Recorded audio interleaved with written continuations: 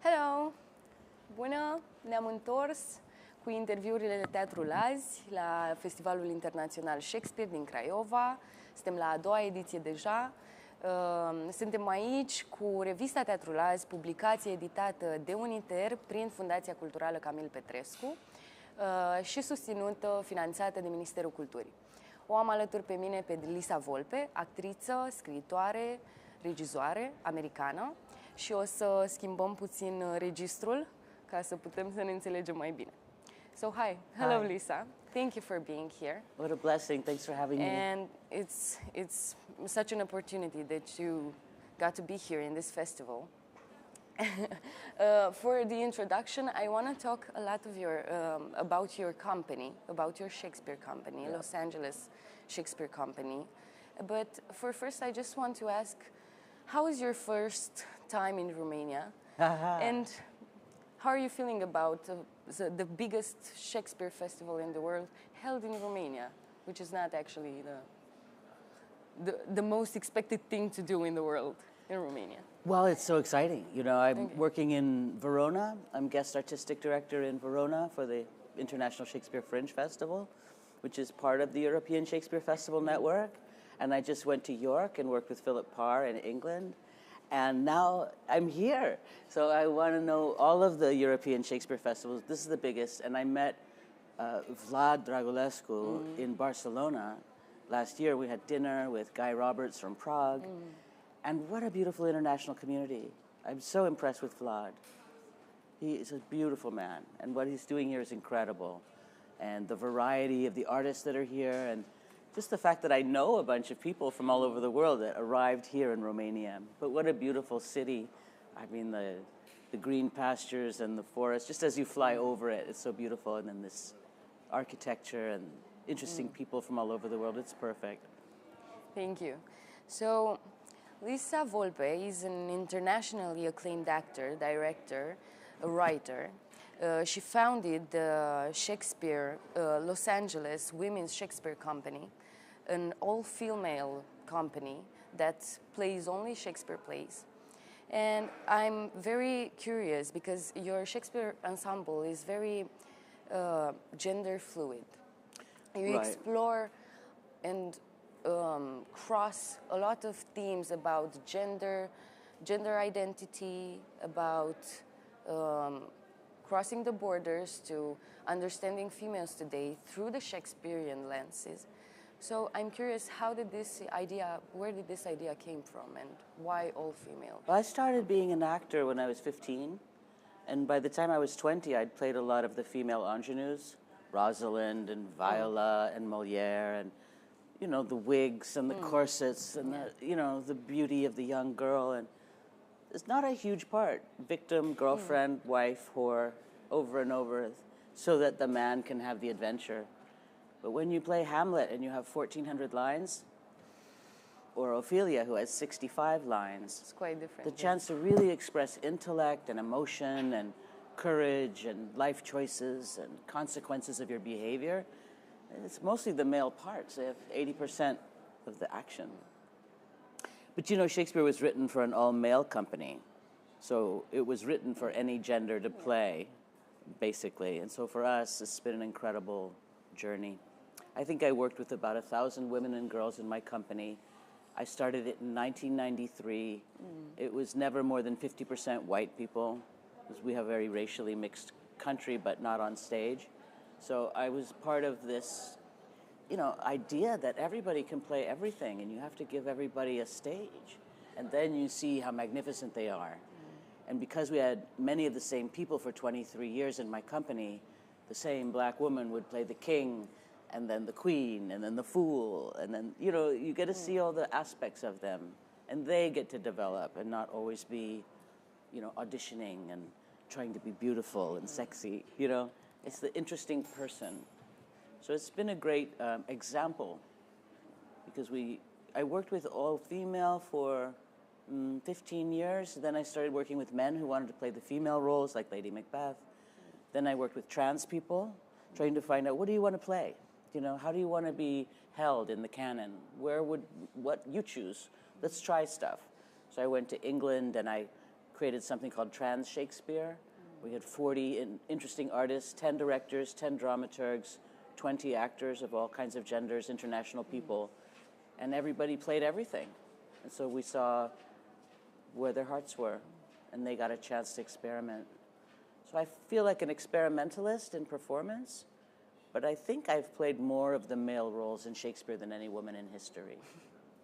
I've played Hamlet 2 times, Iago 4 times, Richard III 3 times, yeah. Lear, you know, Leontes. It's just interesting to me because when you play them again, right now I'm working on Jaques in As You Like It, and I've already played Jaques 2 or 3 times, but now they want Jaques as a queer woman.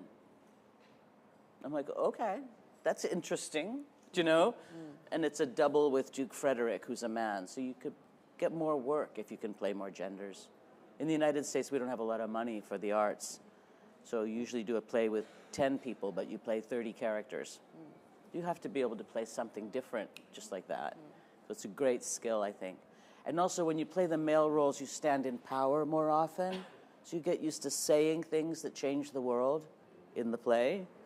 And then when you come off stage, you can say also, no, I want you to have your own podcasts. I want you to write the magazine. I want you to design the curriculum. And then you get a stronger voice because I'm not young, and when I was a kid, there were very few female role models that were making a difference. Now they're everywhere, yeah? But still, trouble getting to the top, trouble making a difference in a man's world. So I feel that if you walk in a man's shoes, you have a better chance to understand why they do what they do. So I find that interesting.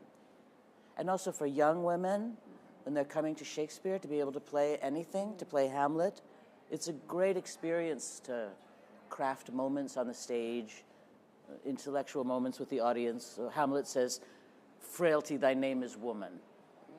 You know, but you're a woman playing a man. Or Viola is pretending that she's a boy, Cesario, and comes back to a woman. It's interesting if a trans person plays that. And so just to be able to lead with some permission to experiment and to see that the world is interested in what people can do. And now gender's so different than when I was a kid. When I was a kid, it was explained differently. Now all of my students claim all of the genders. And have the opportunity to actually learn and see the role models that you were talking about. Yes, and I learn from them because they say, you can call me they, he, or she. And I'm old, I'm like, what does this mean? What does this mean on stage? So you can be whoever you want, but when you go on stage. Through language, and that does the character become you, or do you become the character? It's a question. So that's why I love Europe, because it's less linear. There's more poetic exploration of themes and feelings and intellectual ideas. In the United States, sometimes they just tell the story. Or it's a duality, like it's you're this or that. Yes. Sometimes in European country, in European Union, yes, I feel like there are a lot of nuances between those two. So, yeah, we can learn from that. And gender studies are very popular right now, and not because popularity comes from TikTok or social media, but also from a very deeply rooted necessity of young people to learn about themselves, about their body, and express themselves through art. Exactly. So, yes. But you mentioned about power, and I think that's the most important thing in what you are doing right now with Shakespeare. Because you said it gives you a power, such a statement that you kind of go off stage and now you have this opportunity to exchange some values from with much equality than more equality than just a woman talking to a man. Exactly. So you kind of you can join the world as a political person without saying, because I'm female, I don't get to really express myself directly. Sometimes, Let me smile and help you say it. I won't say it. Like, no, you can say it. Because it's problematic. It was. I don't know if it's problematic. It still is. I mean, you know, in the United States, we can't elect a female president. Or, you know, it's just difficult to get justice for rape victims. There's a lot of male power happening all the time. But then we have these incredible people that have blossomed. Men, women, trans people, they've just blossomed into beautiful human beings that I hope will be allowed to lead more strongly in the future. But for me, yeah, from just a person who's writing their memories to someone who's now producing a television show and, you know, producing theater all over the world. It's just it's a question of being a grown-up, you know, what can you make instead of just asking for work? You know, what can you give? How can you provide for other people? How can you initiate the change, actually? Yes. Not just wait for it to happen and then jump on the opportunity, but actually being the one to lead, right? Because you have something on your shoulders when you're leading something, so have a different weight. Yes. But it's like a plow, you know, you're tilling the earth, and then the kids behind, they put their seeds in, and they're going to grow up. But I feel like your work with playing male characters, Shakespeare male characters, is like fighting fire with fire. Because you want to bring equality in genders by understanding the other gender, right? And what do you learn most when you work on a male character that you wouldn't learn maybe or so deeply in a female character? Not only Shakespeare, but how do you experience that psychology path different, and how is it helping you? How it helps me is that I can be more direct, and I can stand in power and just say directly, I'm interested in compassion. I don't want to do this with AI. I want a human being to do this. Do you know? I want to give this opportunity because this person is oppressed, and this opening, this flowering, would be an incredible magnet for other people who see this chance to reveal your heart and be a human being with a soul. You know, that your soul is more important than your body. It's all one thing, obviously, but I'd like that. I think in the United States, 1 in 3 women have been sexually assaulted. It's a lot. And they need to see people who have survived and thrived, you know, and maybe can talk about it. Because the silence and the getting smaller is not a trend we want to continue, I mean, the hard thing is I always feel like I'm being loud because everybody else is very quiet. Well, that is a necessary thing to do sometimes. You have to be yourself, Even though it feels quite hard at first, but you have to learn that, I mean, I guess you have to learn that you have to be the one sometimes that produces the change you want to see in the world. So. And you've said this, when you are in a university, you want to make it even stronger. When you're in the world, you can make it a little better, and it's something to be proud of. Yeah. And that's how I feel at my age. You know, like I didn't waste my life. Oh, that's beautiful. Yeah, I think so. You have to think about it. I have 2 parents who committed suicide.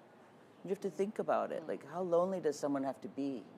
How many people stopped talking to you that you would feel alone, and you wouldn't remember that everybody loved you? You know? And usually it's because people stop talking to you. They can't handle your pain or your illness or your situation. So I think the theater is a great place for us to talk to each other. It gives a little bit of anonymity, so it's everybody's family, you know, everybody's siblings, everybody's parents, everybody's war.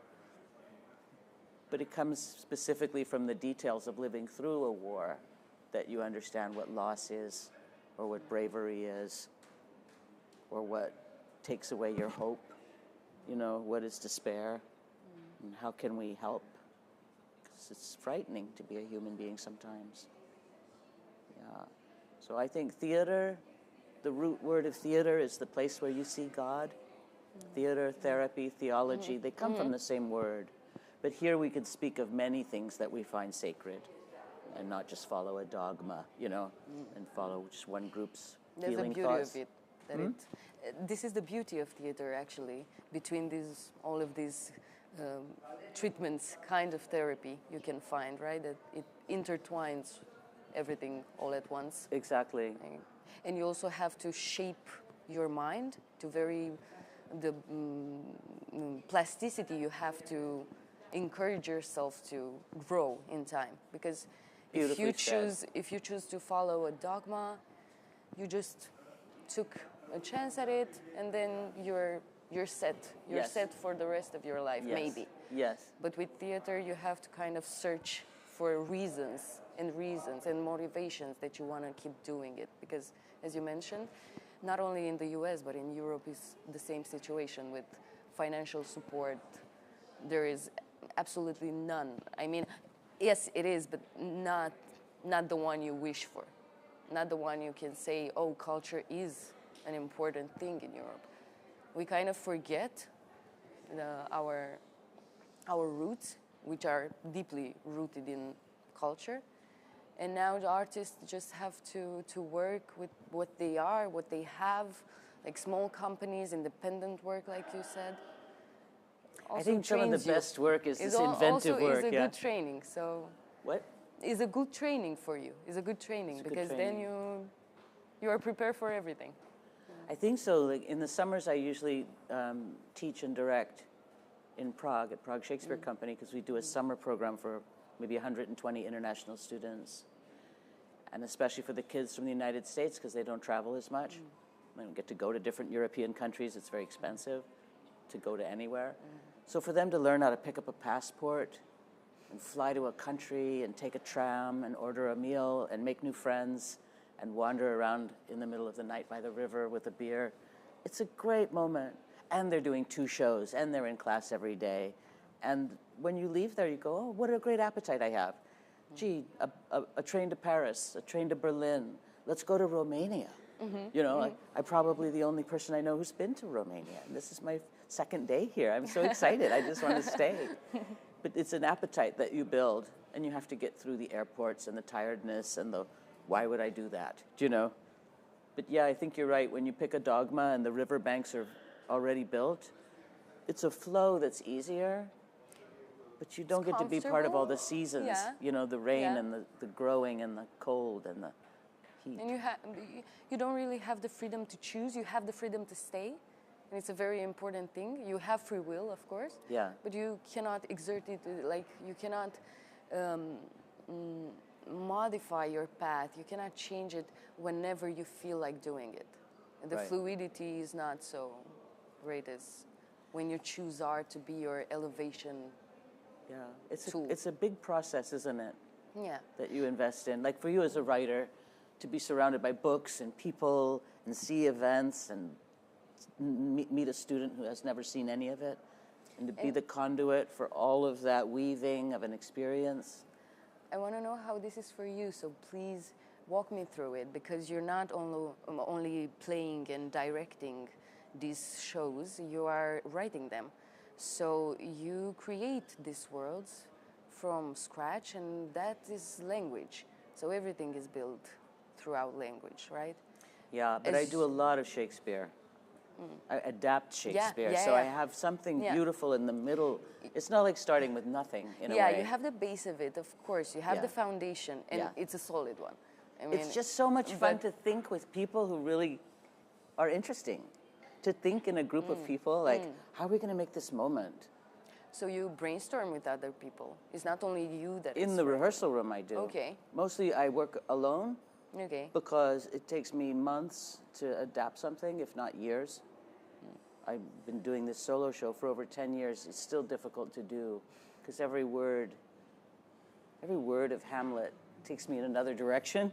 You know, that's just 1 minute of it. You're like, to be or not to be? Well, that's a lot right there. Can we just stop? 100 thoughts behind it.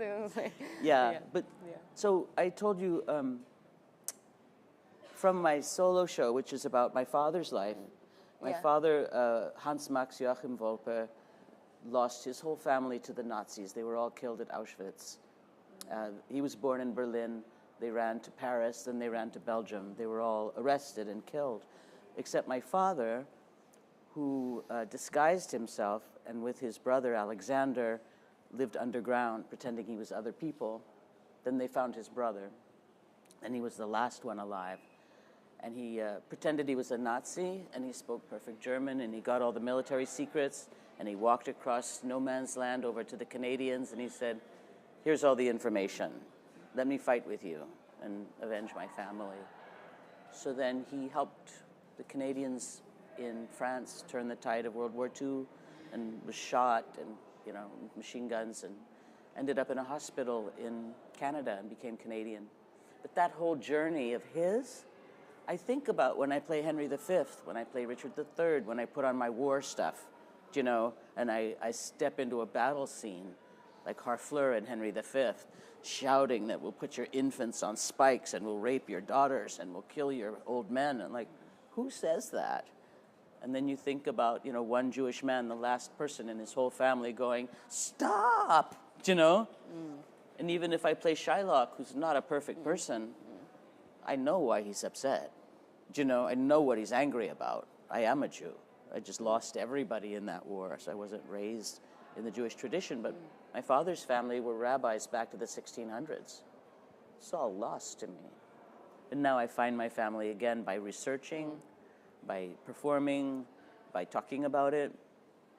And so these Hollywood millionaire producers found me. And I had written during COVID years maybe 11 versions of a screenplay about my father's life. I was very interested in, if I could, in the afterlife, lift him up and put him in a golden throne of light and say, I feel you, I respect you, I love you, I get what you went through, he would be at rest. His soul would be at rest. And I would be at rest, and I wouldn't feel like an orphan. So I've done that for 20 years. I work in Peru with shamans. I work in Mallorca with shamans. I work with the afterlife. And I feel very connected. So I'm not selling this show. It's coming to me. I feel like the angels are helping line it up. And these Hollywood producers came and went, your show's incredible. We want to read your screenplay. And they went, your screenplay's incredible. So one is a World War II drama. The other is me on stage going, what did I learn in this life? What can I tell you? Because when I'm in universities, they always say, why Shakespeare? And I'm always like, well, let me tell you what it meant in my life when I had words for these experiences. Or when I think about the big things in my life, I go through Shakespeare. Because I don't want a pity party for myself. I don't want to talk about, oh, I've survived. I'm like, what is it for my father to go through what he went through? What is it for Hamlet? What is this melancholy? And what is action? And what is beauty? So what they're going to do in Hollywood with me, because I'm a co-producer, co-writer, and I'll be in the television series, as the acting teacher who says, Denise, step on stage and say this word, and then you'll shimmer, and the world will change, and you'll be in World War II, you know, running from a Nazi, or hiding in a bunker, or picking up a gun. Like my friends in Ukraine, they are helped by many people all over the world who are like, whoa, you know, we have to train ourselves. We have to get you a car. We have to send you some money. We have to go and help. We should go to the Ukrainian Shakespeare Festival and help. How can we help? And then I think about it. I'm like, both of my grandmothers were born in Odessa. We have a connection, you know, but we forget because we think there are boundaries, that Romanians are different from people in the United States. And what I learned in Peru really is that we're not different, and there are no boundaries. And it's one planet, and we're living beings, and we make sense as best we can. So in the television series, they're going to hybridize. They're going to hybridize the solo show, which is me doing bits of Shakespeare and talking about my life, with my father's World War II experience, and we're just going to shimmer between now and 1930s for 10 episodes. And then they want to do a book. And they want to do verticals, which are on your phone, these little stories. There's billions of dollars in that. So for the first time in my life, I'm not going to be broke. And so for the first time in my life, because I'm always a theater person with nothing, I have to think, well, what would I do? And so I think, oh, what we'll do is we'll go shoot it in Prague with my friends in Prague. It's a good thing I worked in Prague for 10 summers, because I know actors from Russia and Malaysia and Italy, and they can all be in this movie. We can make one project together with Canadian funding and German funding and American money together. From everywhere. International. Just international, and bringing them all together. Yeah, and I want to put the Ukrainian situation in a modern framework that helps the current situation with understanding maybe a little bit. So when I was in York, I met Olga and a lot of the people from Ukraine who came and presented about a Hamlet that was made in 1940 in Ukraine. So they translated Hamlet into Ukrainian. And the Russians came and shot them. They killed them for daring to touch the culture of Shakespeare with their Ukrainian minds. I thought, this story we have to tell. I didn't know that until I went to York and I heard the scholars say, yeah, here's pictures of them doing Hamlet in prisoner pajamas, black and white stripes. Like, that's interesting. It came to me right when I need to figure out how to make this an international story that will make a difference. Because when I went to visit Birkenau, Auschwitz, I felt like I knew where my grandmother was. I felt like I could feel it. Of course, we have imaginations, but also research.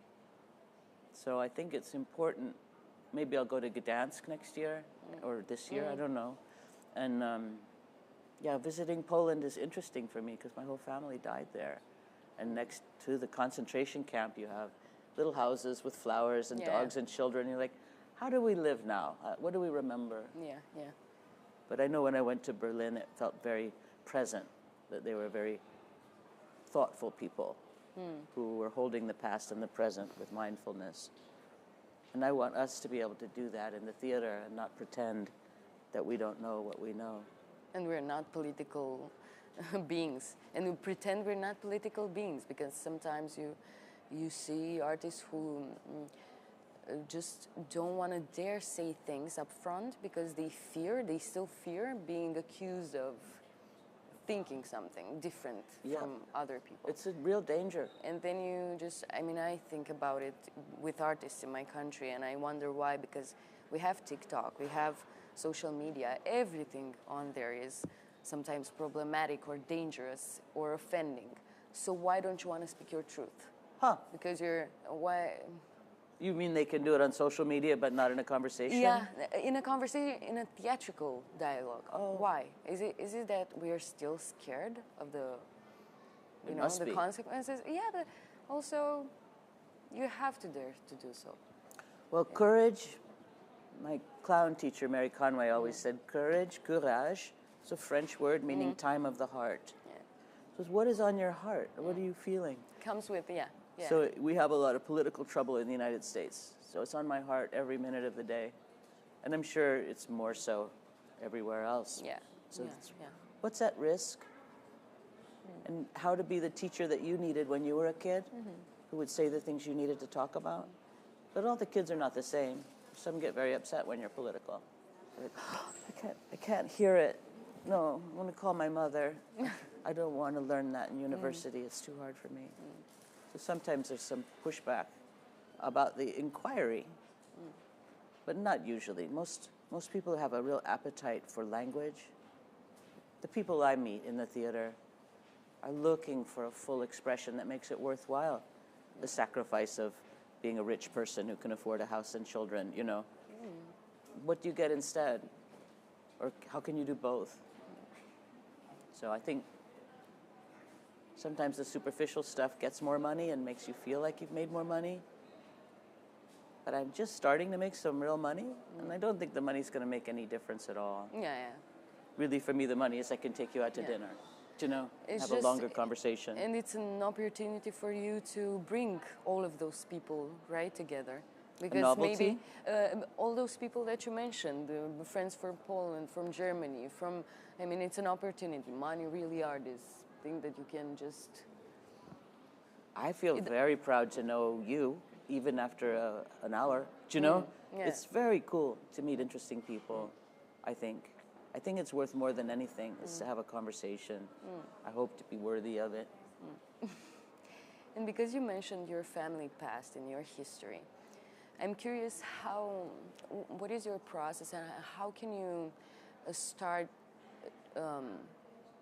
mixing your personal history and transforming it and giving it to everyone, putting it in such a shape that everyone kind of understands it, can relate to it, and where is the thin line that you have to consider when writing something and including your personal history?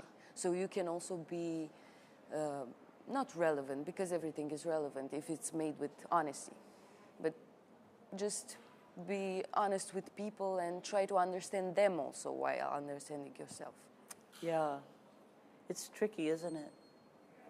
When I first wrote the solo show that I'll do tomorrow here, it was 2.5 hours with no intermission because I had just written it, and my hair went white just writing it because it was about my childhood. I'm crying. I tried to read it out loud. I couldn't. And I thought, well, if I can't read it out loud, I can't put it in the show, do you know? So I cut it down to 55 minutes from 2.5 hours, and I focused it more. And I said to myself, this can be a trilogy. It can be 3 different shows, but you can't do all that to an audience. It's not about pouring out or vomiting out at all. It's very curated. None of the monologues that I do, I don't finish them. Because there's a different kind of a show where you do the whole show and you go, yes, I did that with Ian McKellen in 1993. You know, it's not that kind of a show. Like I'll stop in the middle and say, what do you think? But my question is, when we say this, then don't you think there's a question here? And then you move on. So like Shakespeare, I go tragedy, comedy, joke, question. Kind of a Brechtian, right? You kind of break the third wall and try to understand what just happened. Yeah. It's it's a mix of rational thinking while doing it. Yes. Yes, and it's hard when you're writing it to also perform it. So I said a long time ago, I'm not going to change the words. Even though things happen, I'm like I'll say, I'd never found my father's scrapbook. And then I built a museum in Canada to my dad with the regiment that he fought with, the Royal Winnipeg Rifles. And because they needed things to put in the museum, I went out in the world and I searched and I found them. I found his letters, his girlfriend, his stuff, but I couldn't change the words. I can't rewrite it every time I discover something.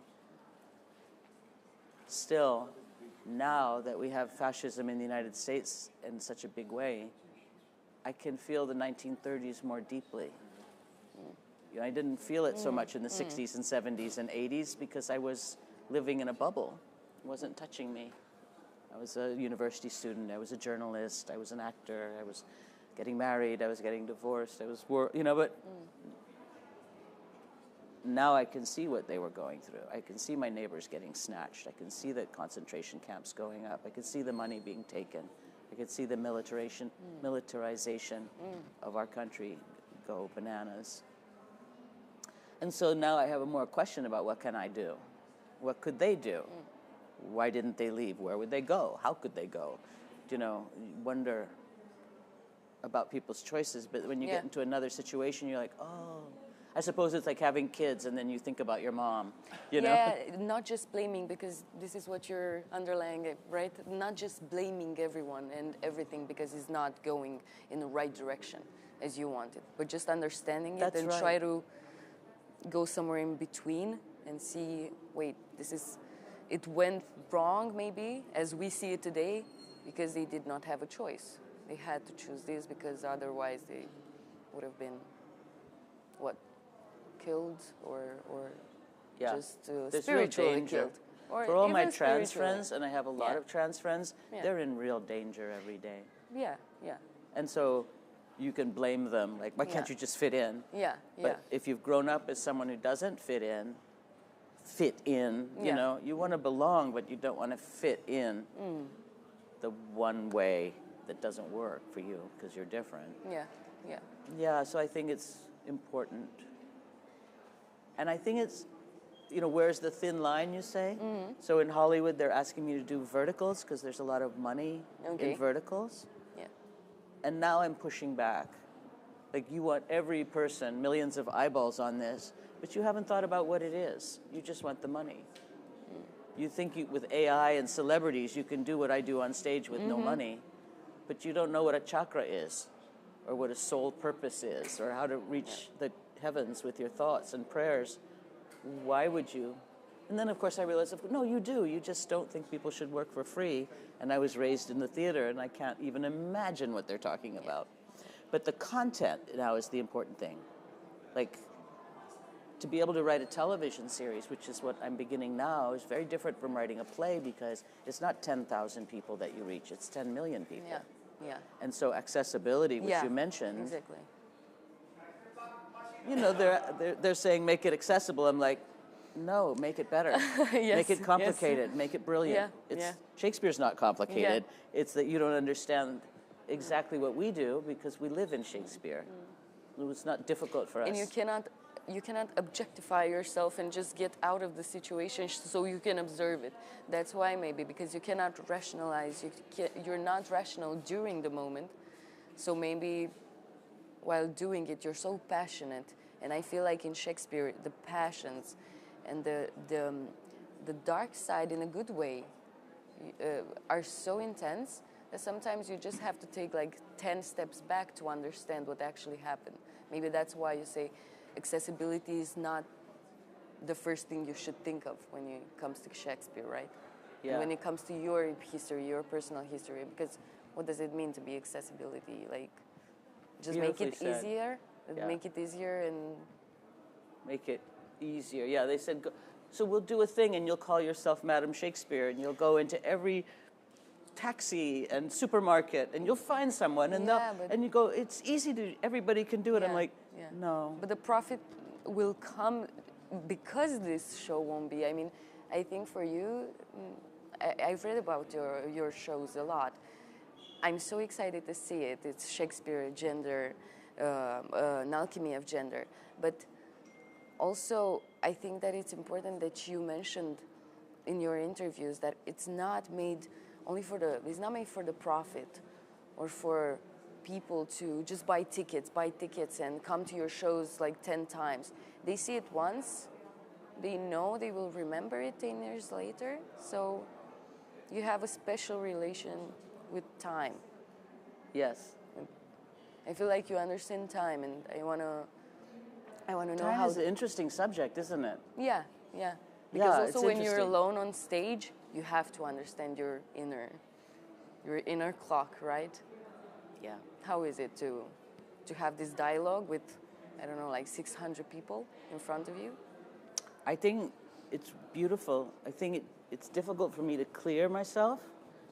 Right now I have so much going on, and I know that the most important moment will be the hour that I have tomorrow when I show up, you know, at my fullest to try to do what I can do. I don't know how it will go. I never know. But it's pretty simple on the one hand, and on the other hand, it's not simple because the stories are deeply layered, and I have a vehicle that I built just for my own body, mind, soul. It's for me perfect because it has a lot of opportunities to reveal how I feel and think. I want to write another one now because this one I wrote a while ago, a long time ago. But I'm interested also, like I say, to begin to make television because it has a different power, a different financial opportunity, different reach. I don't know if it will feel... I'm not going to stop doing what I'm doing. Yeah. I'll travel the world. It'll make it easier. I'll have more students. I can financially help my friends. Cool. But yeah, I think being in love with the theater, in a way, is a riverbank. Because I was just talking to a friend at 5 in the morning who broke up with his girlfriend because he's an actor and she doesn't want to stay with him. She wants to have affairs. He's not home. He's working. He's not making money. And he's 25. And I just thought, well, you'll meet a lot of beautiful women who'll be fascinated by how amazing you are, but you have to be the man that you are born to be, the storyteller. You have to take this journey, this process. You have to learn how to make a living in the theater, to write plays in Spanish and in English. I'm working more in other languages, working more in Spanish. I just wrote a Romeo and Juliet that's Romeo and Julio, the gay queer couple, and Romeo and Juliet, the heteronormative couple. And they keep running into each other on stage. And every time the queer people meet the old straight couple, they're like, well, that's going to lead to suicide. We're not going to go that way. We're going to go this way. So you see them making choices in a similar situation, but with a new hope, new possibility. Because this thing in Shakespeare where they commit suicide and then their two souls, Romeo and Juliet, are supposed to go to hell for that? Yeah. I'm like, I don't think so. We have to think about, what are you saying in this story? You know, they raise the statues of Romeo and Juliet in pure gold at the end of the play. And you have to ask yourself, is that alchemical gold? Like the purity of love, and we understand what we missed while they were alive? Or do we just want our children's statues in gold so you remember our merchant family and how powerful we were? Questions like that, I think, are interesting. I can think about them for a lifetime. What is... Like the As You Like It I'm in right now, which is very queer. Both Rosalind and Orlando are gender fluid. So it's different. Like, what's the point of dressing as a man? For this production, she, they finally feels like themselves. And what's the point of Orlando? He, they finally feels like himself. And they never go back. They never go back to the city. They stay in Arden. There's no spiritual man in the forest. They don't have an epiphany. And I think, I would never do it that way, but I'm doing it with a new vision. And I'll meet all of these interesting, free, queer people that are expressing this gender fluidity, and then I'll move on. So this 2 months in San Francisco is just all these queer people making a Shakespeare play, and I get to be the old one who's been through it all. You know, it's cynical Jaques. All the world's a stage, you know? Who knows like, all the battles and this, just like, chill down, guys, it's gonna be all right. Yeah. You have to go through that. Yeah. But this is my thing about my friend who called me at 5 a.m. from New York. I just thought, God, it's great to be young and in love, but it's also painful and expensive, and I remember all of it. It's a great time. I wish I could know that it all turns out well in the end, but you just don't know that. Yeah, we cannot know that. It's you have to suffer in order to be better sometimes. I mean, to be better for yourself, for others, have to go through that. So. Yeah, I think it's that alchemy thing. It's the purification process. Exactly. The dark stuff has to come. The light stuff gets to come. And sometimes you're just resting. The resting almost feels like a waste of time because we're always trying to be productive because you have to do 5 shows at once to make a living. But I think the resting is interesting now, just to sit quietly and not make something for a minute. And lastly, because I don't think we have much time left. Sorry if my mind is wandering. It's a good conversation. No, I love it. I love it. I actually want to stay here for like 3 hours. Cool. Because I feel like you open so many paths. I could be more direct. No, I love it. It's perfect. But I'm curious at last how, in a world where, again, social media understands Shakespeare in different ways than he was understood 300 years ago, 400 years ago, even 100 years ago. The political context is also difficult, but it's not like there was peace ever in the world. So what do you hope to get out of Shakespeare in the future? Get out of his play, like for yourself, for your own health, mental health, spiritual health, as you mentioned, and what do you hope to transmit to other generations? It's a good question. I probably have 10 or 20 years, maybe left. I'm going to work internationally. I want to make things that reach more people. I want to find more money for my artist friends so that they can keep making work, and I want to keep teaching.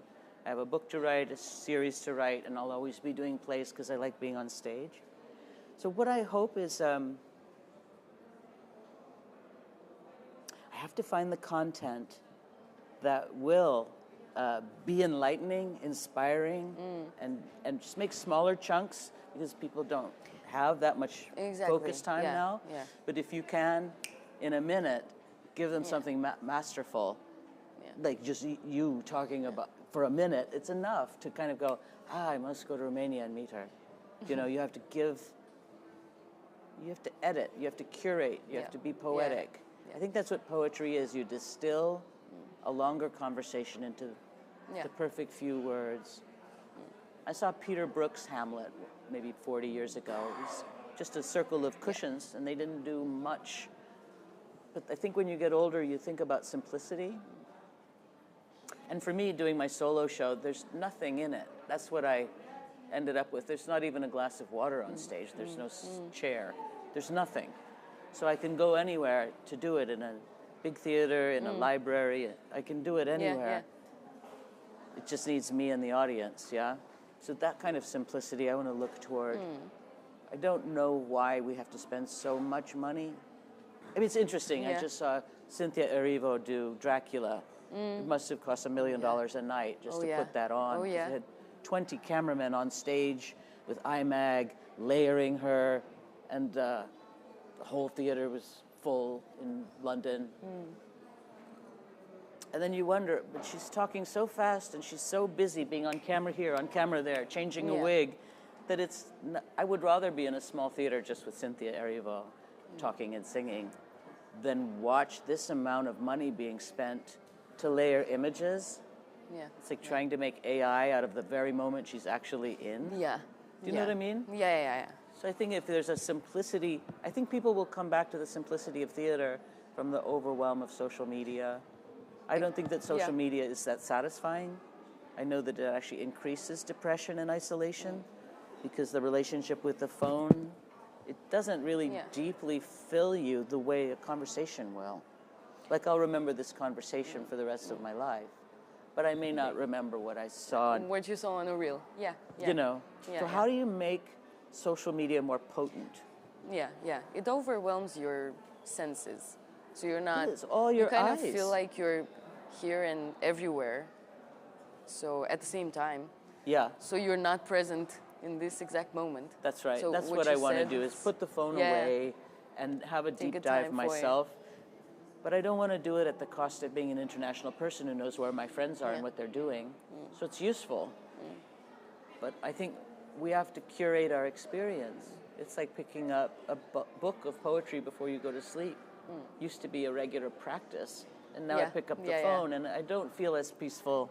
So you have to make choices, don't you?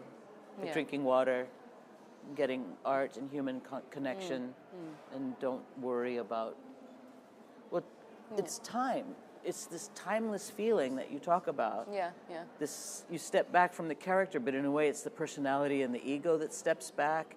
And I feel like I'm 4 years old again, you know, playing in a puddle in the rain. Like, this is cool, but I'm not presenting a personality that I've curated for 60, 70 years. It's more of a playfulness. It's a play. And I love that we could play together. Thank you. Thank you so much. It was wonderful. So sorry, my mind's like this. It's perfect. I can't wait to see your show tomorrow. I'm so glad you're coming. Thanks for inviting me on your podcast. Thank you for coming, and have a nice stay in Craiova. I hope you will be back in 2 years. I will. And stay for the rest of the festival. So much to see, so many people to see. Thank you. Mulțumim. O să revenim la ora 3:30 cu al 3-lea podcast pe ziua de azi. O zi plăcută.